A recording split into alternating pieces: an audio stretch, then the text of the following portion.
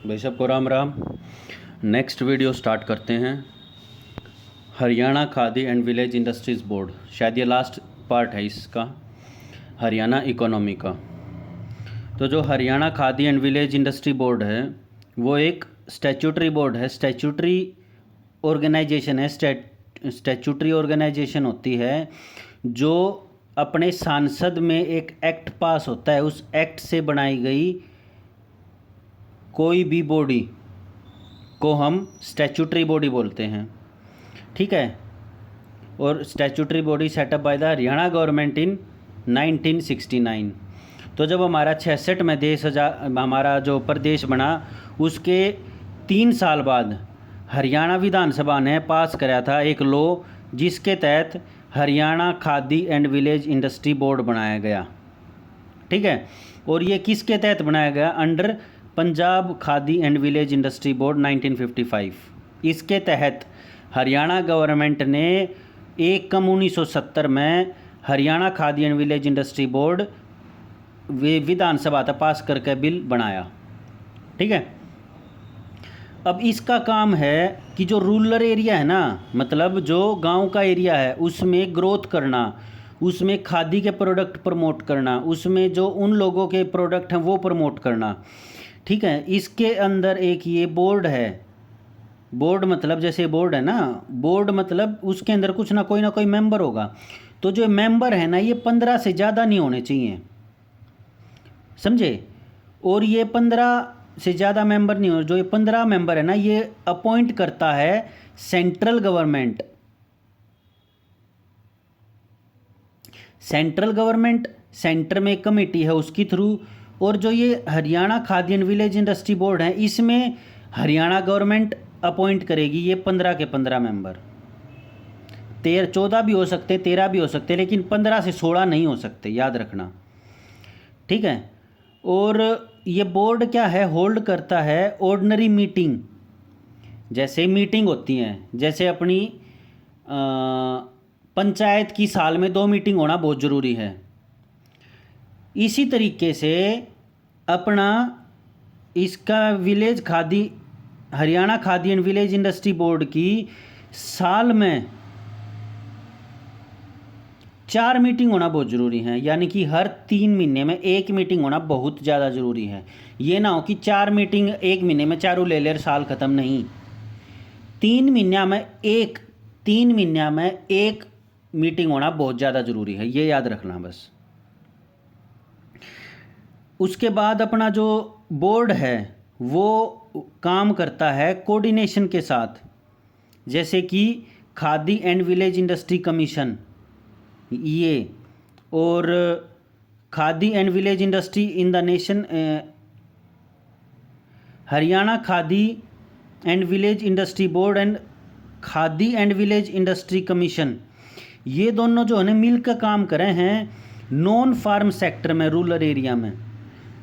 मतलब जैसे कोई बर्तन बनाता है, जैसे कोई कॉटन की चीज़ें बनाता है, जैसे कोई खादी की चीज़ें बनाता है, जैसे कोई पीतल का काम करे है, तो उनको प्रमोट करने का काम ये करता है HKVIB, समझे।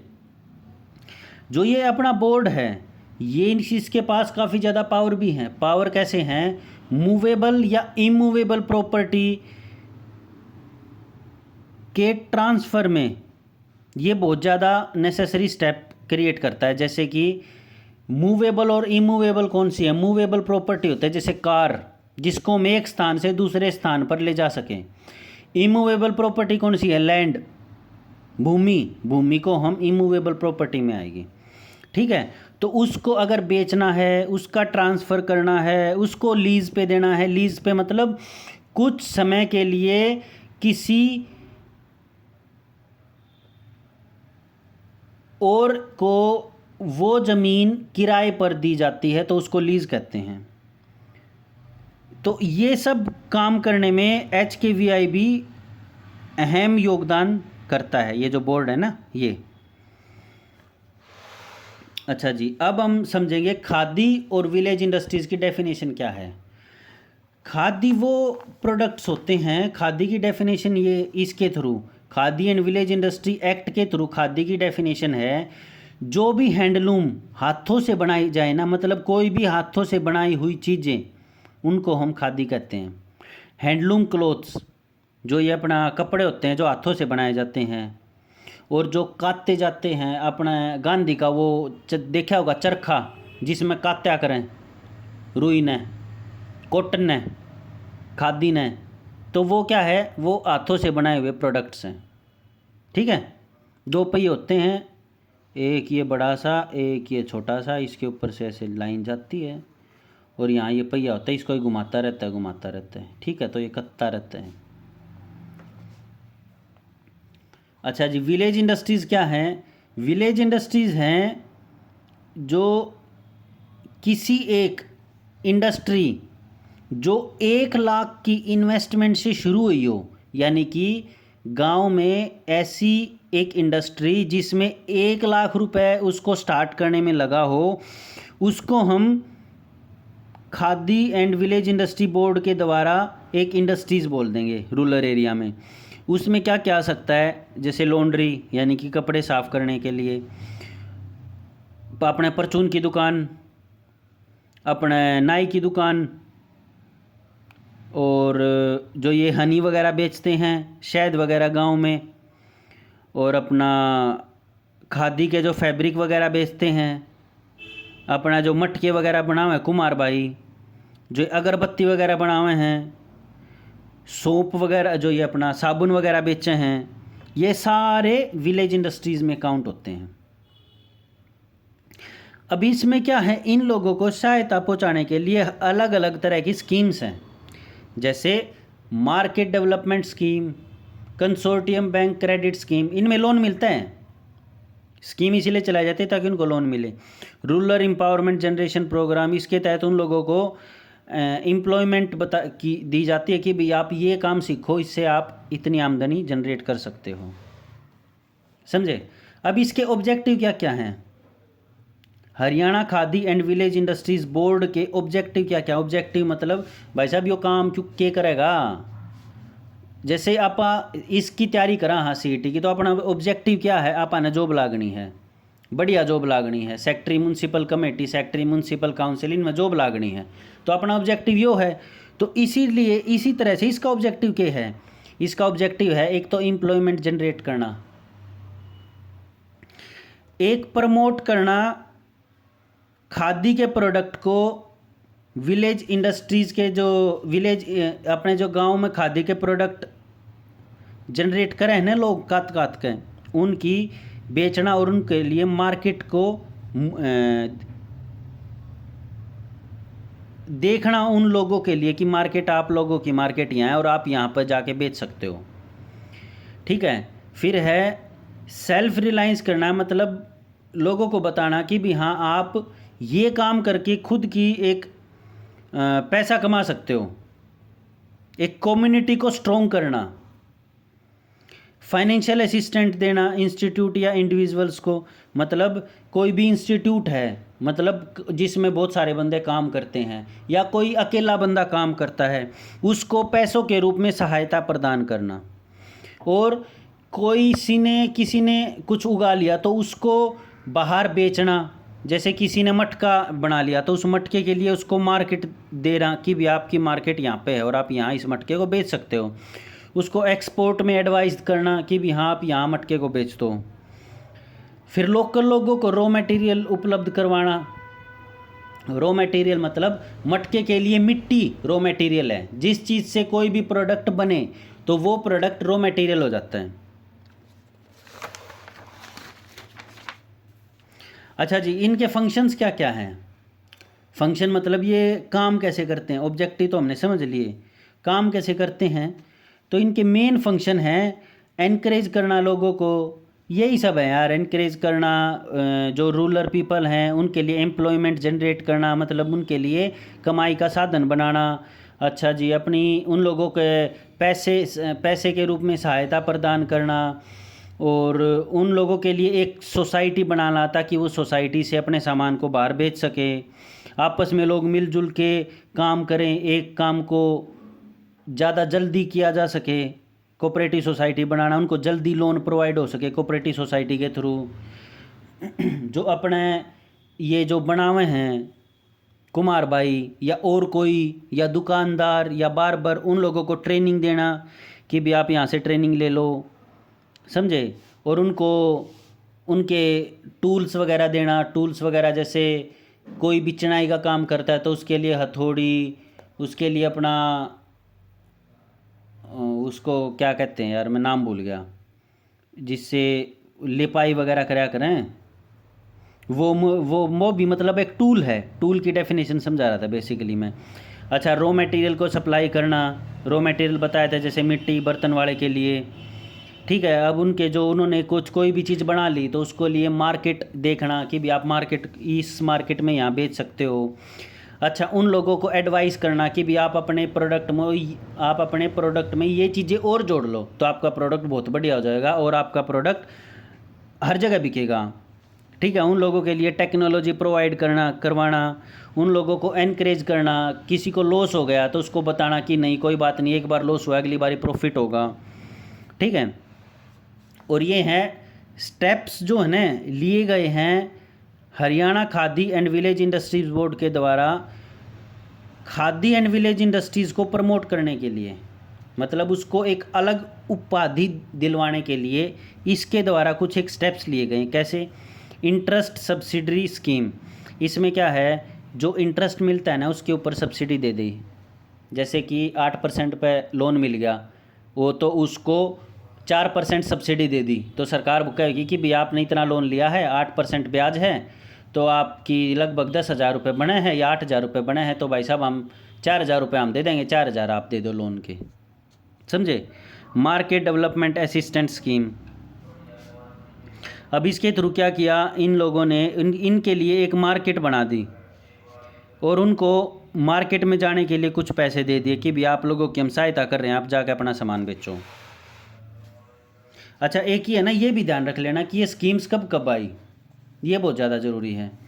जैसे इंटरेस्ट सब्सिडरी स्कीम आई 1987 में, ये सारी याद रखना 1 अप्रैल से चालू होंगी। 1 अप्रैल से क्यों? फाइनेंशियल ईयर शुरू होता है। जैसे बाहर के देशों में 1 जनवरी से होता है, हमारे यहाँ 1 अप्रैल से होता है। क्यों होता है? क्योंकि हमारा जो नेशनल कैलेंडर है वो 1 अप्रैल से शुरू होता है, ठीक है। इंटरेस्ट सब्सिडी स्कीम आई 1987 में। मार्केट डेवलपमेंट असिस्टेंट स्कीम आई 2010 में। किस लिए? खादी के जो इंस्टीट्यूट हैं उनकी हेल्प करने के लिए कि भी हाँ हम आपको जो है ना पैसे की सहायता करेंगे, समझे। उनके लिए एक मार्केट देखने के लिए कि भी हाँ आप अपना सामान इस मार्केट में बेच सकते हो और हम आपकी इस तरह से सहायता करेंगे।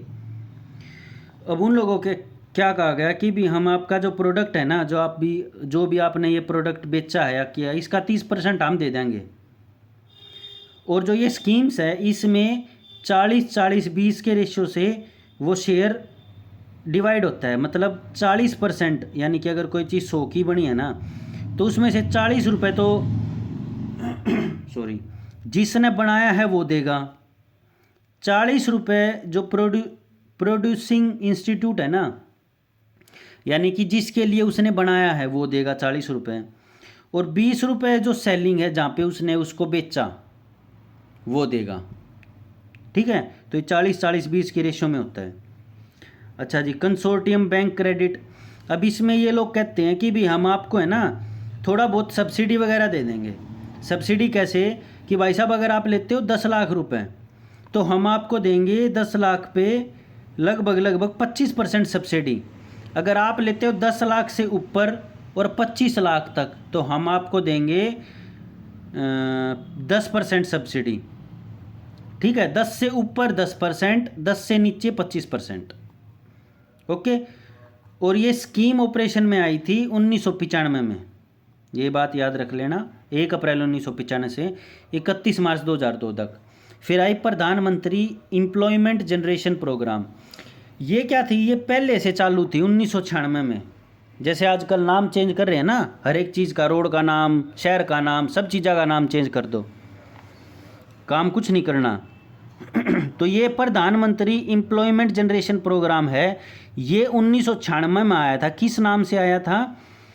रूरल एम्प्लॉयमेंट जनरेशन प्रोग्राम, मतलब कि गांव के अंदर कमाने के साधन को बढ़ाना। रूरल एम्प्लॉयमेंट जनरेशन प्रोग्राम 1996 में किया गया। और 1995 में कंसोर्टियम बैंक क्रेडिट स्कीम और मार्केट डेवलपमेंट असिस्टेंट स्कीम कब की गई? 2010 में। और इंटरेस्ट सब्सिडी स्कीम 1987 में। तो प्रधानमंत्री एम्प्लॉयमेंट जनरेशन प्रोग्राम 1996 में जनरेट किया गया। इसके तहत क्या क्या कहा गया कि भी जो आप लोग लोन लोगे ना 25 लाख तक का, 25 लाख या 25 लाख से नीचे तक का, तो उसमें क्या है, वो लोन प्रोवाइड किया जाएगा विलेज इंडस्ट्री यूनिट्स को। जो ये मतलब कि पहले क्या था, सोचो 1996 में 25 लाख की कितनी वैल्यू थी, तो उसमें कहा गया कि भी आप 25 लाख तक का लोन ले सकते हो अपने गांव के अंदर, कोई भी चीज़ आप बना रहे हो या कोई भी चीज़ आप ऐसा कुछ कर रहे हो, समझे। फिर उसके बाद रूरल एम्प्लॉयमेंट जनरेशन प्रोग्राम किया गया, अपग्रेड किया गया प्रधानमंत्री एम्प्लॉयमेंट जनरेशन प्रोग्राम में 1 अप्रैल 2009 से, यानी कि 2009 में इस प्रोग्राम को इसमें कन्वर्ट कर दिया गया। रूरल एम्प्लॉयमेंट जनरेशन प्रोग्राम प्रधानमंत्री एम्प्लॉयमेंट जनरेशन प्रोग्राम में कब कन्वर्ट किया गया? 2009 में। बस इतना याद रख लेना। अब इसके तहत फंडिंग कैसे आती है? प्रधानमंत्री एम्प्लॉयमेंट जनरेशन प्रोग्राम के तहत फंडिंग आती है जनरल कैटेगरी को, जो है ना सब्सिडी मिलती है अर्बन एरिया में 15% और रूरल एरिया में 25%। SC ST OBC women handicap minorities को सब्सिडी मिलती है 25% अर्बन एरिया में, और अगर रूरल एरिया में आप कोई फैक्ट्री लगाते हो तो उसमें 35% सब्सिडी मिलती है। ठीक है। अब नेक्स्ट आता है एग्जीबिशन फॉर, अब ये इन्होंने प्रोडक्ट बना लिया तो उनके प्रोडक्ट को किसी एक जगह पे एग्जीबिशन करना कि भी देखो इन लोगों ने ये प्रोडक्ट बनाए हैं और आप इन प्रोडक्ट को यहाँ बेच सकते हो, तो मतलब उनका एग्जीबिशन करना। अब उनको नेशनल और स्टेट लेवल के अवार्ड प्रोवाइड करवाना आर्टिसंस को, मतलब जो ये बनाते हैं ना हैंडलूम्स वगैरह, इन लोगों को हाथ से करता या क्या कहते हैं हैंडलूम्स को, आर्टिसंस को देख लेना अपना ना, तो इनको मोटिवेट करने के लिए इनके लिए एक अवार्ड बनाया गया कि हम 50,000 का आपको अवार्ड देंगे, बेस्ट अवार्ड, फिर सेकंड अवार्ड देंगे 25,000 का, और फिर तीसरा अवार्ड देंगे 10,000 और 5,000 का। ठीक है। तो ये सोचो अगर किसी को 50,000 रुपये मिल जाते तो वो सोचेगा कि यार मैंने तो बहुत बढ़िया काम किया है, फर्स्ट प्राइज़ आ गया मेरा, तो वो एनकरेज होगा और वो लोग उसकी देखम देखिए सोचेंगे कि यार इसको मिलने तो अगली बारी मैं भी लूँगा। इसी तरह से अच्छा, वर्क शेड असिस्टेंट स्कीम, ये पुअर आर्टिसंस के लिए है, मतलब कि below poverty line card holder के लिए हैं। इसमें इनको पैसे वगैरह से हेल्प की जाती है, मतलब कि इन लोगों को 100 दिन का कारोबार दिया जाता है कि भी हम आपको 100 दिन का कारोबार मुहैया करवाएंगे, और यही है बस। Strengthening existing weak sick khadi institute, इसमें क्या है, इंफ्रास्ट्रक्चर को स्ट्रेंथ करने के लिए एग्जिस्टिंग खादी इंस्टीट्यूट का, ये for strengthening infrastructure of existing khadi institute which are running into losses, KYC started scheme for fund for regeneration of traditional scheme. ये किया गया जो पहले से ही घाटे में चल रहे हैं ना अपना खादी इंस्टीट्यूट, तो उन लोगों को उस लॉस से उबारने के लिए ये स्कीम चलाएगी, scheme of fund for regeneration of traditional institute, यानी कि सफूर्ती नाम की स्कीम चलाई गई जो ऑलरेडी खादी इंस्टीट्यूट लॉस में चल रहे हैं उनको फ़ायदे में लेके आने के लिए। इसके तहत क्या किया गया, सोचो क्या करेंगे, कंसेशन पे लोन दे देंगे, पैसे दे देंगे क्रेडिट पे, उनके लिए मार्केट ढूंढ देंगे कि भी आप अपने सामान को यहाँ बेच दो, या कोई भी इक्विपमेंट है जो ख़राब हो गया उसकी कम दाम पे उनको रिप्लेसमेंट कर देंगे। यही तो कर सकते हैं ना, कोई भी हुआ यही करेंगे। अच्छा, rebate on sales of khadi product, अब इसने क्या क्या कहा कि अगर आप खादी से बना हुआ कोई भी प्रोडक्ट बेचते हो ना, तो उस पे 10% हम कंसेशन दे देंगे, समझे। और फेस्टिवल सीजन में 108 day starting from the Gandhi, छोड़ो ये तो इसके तहत क्या है, 10% हम आपको कंसेशन दे देंगे अगर आप खादी से बने हुए प्रोडक्ट की सेल करते हो तो। अच्छा, अब जैसे डिज़ाइन में हेल्प करते हैं ये लोग। डिज़ाइन में कैसे, अच्छे अच्छे डिज़ाइन बताएंगे कि भी आजकल मार्केट में ये डिज़ाइन चल रहा है और आप अपने जो भी सामान बना रहे हो उसमें ये डिज़ाइन लेके आओ। जैसे कि कोई भी कपड़े में ये बताएंगे कि भी आपको ऐसे डिज़ाइन बनाने चाहिए जिसकी वजह से आपका ये प्रोडक्ट अच्छे से बिके, समझे। Improving design and quality of product. District industries centre, अब इन्होंने क्या किया, हर डिस्ट्रिक्ट में एक एक सेंटर बना दिया कि भी अगर जहाँ पे ज़्यादा प्रोडक्ट्स हैं, जैसे वन रूफ वन डिस्ट्रिक्ट, एक डिस्ट्रिक्ट में एक रूफ के नीचे खादी का सामान मिल जाएगा, अगर आपको किसी को ख़रीदना है तो वहाँ से आप खरीद सकते हो। ये है बेसिकली ना। अच्छा, से इन्होंने लगा दिया Mahatma Gandhi institute for rural industrialisation. इन्होंने किया कि ये इंडस्ट्रियलाइजेशन कर दिया, जैसे इसका ना, क्यों किया, ताकि जो है ना रीच एंड डेवलपमेंट एक्टिविटीज़, क्यों, ताकि जो ये अपना सामान है ना ये अच्छे तरीके से बेच सकें मार्केट में, बस इसीलिए किया है।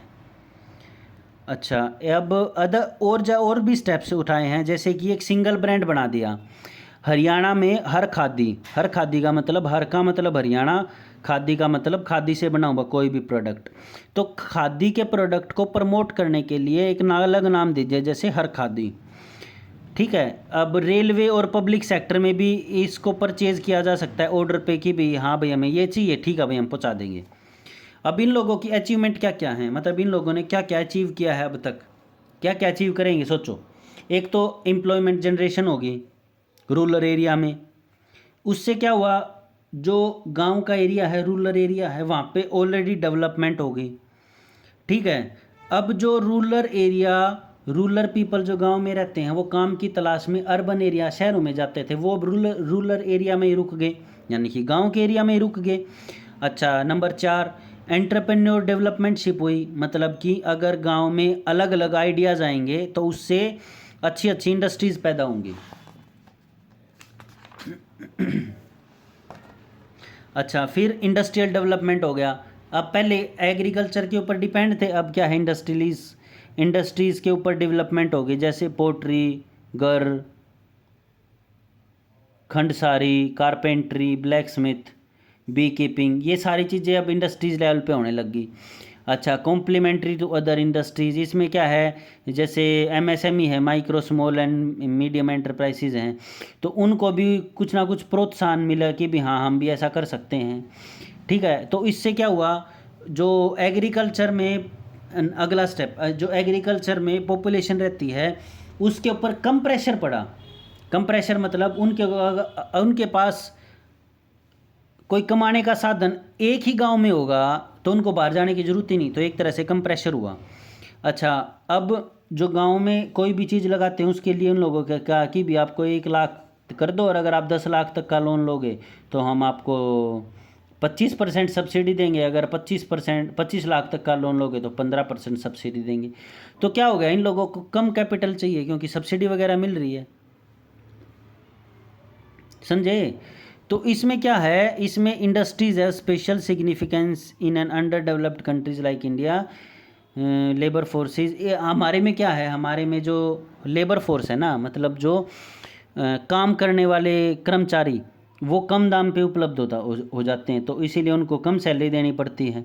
तो इससे क्या होगा, उन लोगों को पैसे बच जाते हैं और कैपिटल जो है ना, कैपिटल मतलब काम शुरू करने के लिए कोई भी एक फिक्स्ड अमाउंट, एक राशि, उसको कहते हैं कैपिटल, वो कम लगेगी। अच्छा, प्रोडक्शन ऑफ आर्टिस्टिक गुड्स, अब इसमें क्या है, हाथ से बने हुए ये चीज़ों को जो है ना ज़्यादा प्रोडक्शन होने लग गई। अच्छा, डिसेंट्रलाइजेशन, सेंट्रलाइजेशन होता है हर चीज़ का एक, जैसे कठपुतली होता है ना, उसका मालिक उसको कठपुतली को उंगली के इशारे पे नचाता रहता है, तो सेंट्रलाइजेशन होता है हर चीज़ की रस्सी एक कमान के हाथ में दे दी जाए, वो जब चाहे उसको फैक्ट्री को इधर से उधर करता रहे। कहने का तात्पर्य ये है कि सेंट्रलाइजेशन में हर एक चीज़ सेंट्रल गवर्नमेंट के अंडर में होती है या स्टेट गवर्नमेंट के अंडर में होती है, हर इंडस्ट्री। अब डिसेंट्रलाइजेशन कैसे हो गया? अगर रूरल एरिया में कोई फैक्ट्री लगेगी तो वहाँ पे क्या है, जो बड़ी बड़ी फैक्ट्रीज है ना आसपास में, उनके ऊपर भी असर पड़ेगा, 100% पड़ेगा, क्योंकि वो कम दाम पे चीज़ों को उपलब्ध करवा रहे हैं, तो वो लोग वहाँ से लेंगे, इंडस्ट्रीज वो लोग जो है ना अपनी गांव की चीज़ों को लेंगे, समझे? तो डिसेंट्रलाइज्ड हो गया चीज़ ना। अच्छा, एनकरेजमेंट टू कोऑपरेशन। अच्छा, इसमें चलो ये छोड़ो, ये तो इतना डेप्थ में पूछेंगे नहीं। अब इसमें हम देख लेते हैं प्रॉब्लम्स क्या क्या हैं। प्रॉब्लम्स मतलब भाई साहब क्या क्या प्रॉब्लम आ रही हैं ये चीज़ काम शुरू करने में। एक तो 24 घंटे बिजली नहीं रहती गामा में, तो उसकी शॉर्टेज है। एक पैसा कोई जल्दी सी देता नहीं, कोई भी बैंक गामा के इसमें इंडस्ट्रीज़ में सहज एक सी कोई देवा ही नहीं, आप जाके देख लियो ना जस्ती तो बैंका में। अच्छा, अब जो टेक्नोलॉजी है वो बहुत ज़्यादा आउटडेटेड यूज़ करते हैं, जैसे कि कोई एक कपड़ा बनाया, उस कपड़े के ऊपर वो लोग जो छापा लगाते हैं ना, वो एक इतनी सी वो होती है छिल्ली सी, और उसके ऊपर छापे बने होते हैं ऐसे ऐसे। तो पहले उस छापे को एक रंग में डुबोएंगे, फिर उसको इसके ऊपर लगाएंगे, तो उससे होता क्या, टाइम बहुत ज़्यादा लग जाता है। तो इन लोगों एसीओ को आजकल है ना मशीन ने कर दिया, मशीन पे इतनी बड़ी सी होगी और उसके ऊपर छापे लगे होंगे, उसको एक बार डबोना और सीधा इस कपड़े के ऊपर लगा देना, कपड़ा तैयार, ख़त्म। ठीक है। अब क्या है, मार्केट में डिफ़िकल्टीज आ रही हैं भाई, सामान तो बना लिया, बेचें की। अब Haryana Khadi and village industries board है जो, वो इतनी इंडस्ट्रीज़ तो ला नहीं सकता, इतनी मार्केटिंग तो कर नहीं सकता कि भी हम आपके सामान को हर जगह बेच देंगे, कहीं ना कहीं मार्केट हमें खुद ढूंढनी पड़ेगी।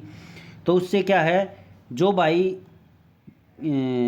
खादी के प्रोडक्ट बनाते हैं उन लोगों को बहुत ज़्यादा प्रॉब्लम होती है। Competition with large scale industries. अब क्या है, हाथ से कोई चीज़ बनाएंगे तो महंगी बनेगी, वही अगर कोई चीज़ अगर फैक्ट्री में बनाएंगे तो वो चीज़ सस्ती बनेगी। तो हम लोग सस्ती की तरफ भागेंगे।